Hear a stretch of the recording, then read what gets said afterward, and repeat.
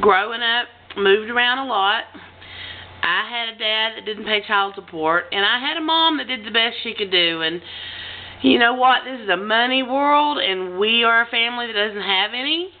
And when the women of the family are stuck raising children alone with no help, that burden is almost unbearable. And a lot of you out there know that. There's so many of you out there that know exactly what I'm talking about. And that's another reason I'm doing these videos. Because I sit here in my little isolated world feeling like I'm the only one going through some of these things. And that's stupid. I know that's wrong. But I get on here, I talk about it, maybe you're feeling the same way, you'll run across a video and you'll be like, okay, somebody else gets it. And it just makes you feel a little bit better not feeling alone, you know, with the way you think or the way you act or the way you dress. And that's what's so fun about this big old world of ours, is just so much diversity and so many people that you can connect with on so many different levels. So that's another reason I do these videos, is to try to expand my social experiment. Anyway, back to the subject at hand. I was going to tell you about all the things we left behind growing up.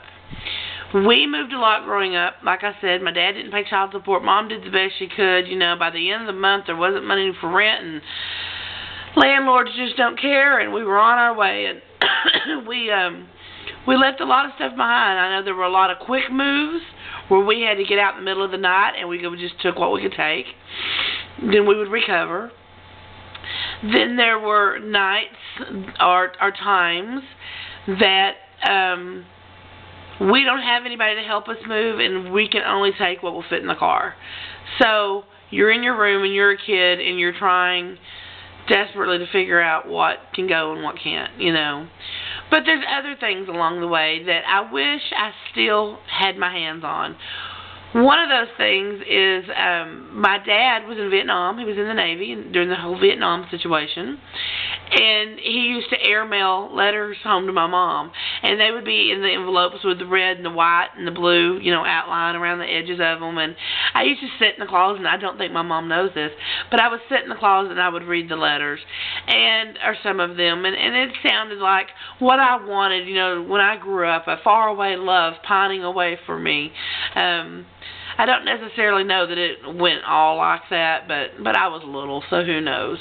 But I wish I would have kept those letters. There was at least a good box of those letters. Because when my mom and dad split, she's like, fuck you, and he's like, fuck you too, and they destroyed everything or got rid of everything that ever had anything to remind them of each other, including their kids. Those are their videos. Another thing I wish we'd kept was, and I believe it was there, I could be so wrong, but it had to be somewhere. I think my dad's uniform and his duffel bag and everything from Vietnam and from the Navy, I think it was all in the attic of a house that we were in when our parents divorced. And I think that when the house got sold, it was as is with everything there. We walked away with nothing. And I think it was in the attic, and I really would have loved to have had that. My dad has since passed away, and I haven't thought of it just because of that. I thought of this long before now. I just didn't have communication with my dad, so I never was able to ask what happened to his stuff. I wish that I had a baby book.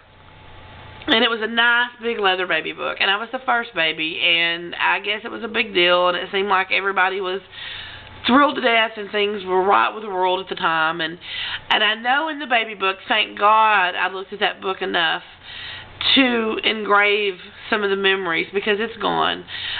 We ended up, my sister, my brother, and myself ended up being taken away and living somewhere else, and from my mom's home.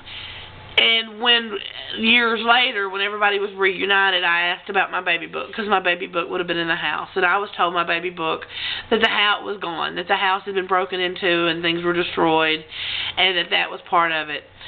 That could be the truth. I don't know. One thing about my family is you don't know the truth.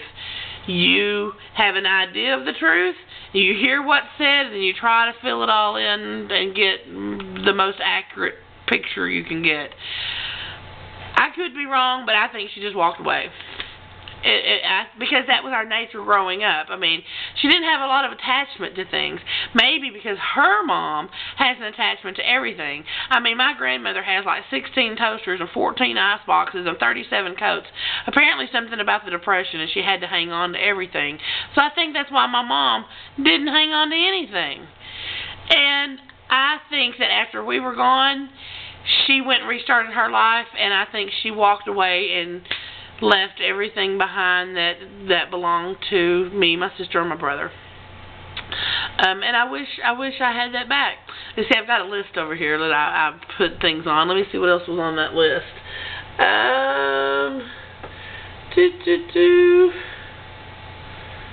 Oh, someone in the family home was very handy with tools, and had made me like a cedar chest. And when I was taken from my mom's house, I was asked to pick a couple of things that I wanted to take with me, and I took that with me to be relocated. And then when I left that house, it was such a turbulent and messy leaving of the house that I left that behind. And when I went back to get it, apparently everything that I had left behind that belonged to me had already been burned, and that was amongst those things. So it was sad. Anyway, I know a lot of us have had things and left things. I mean, we had an organ.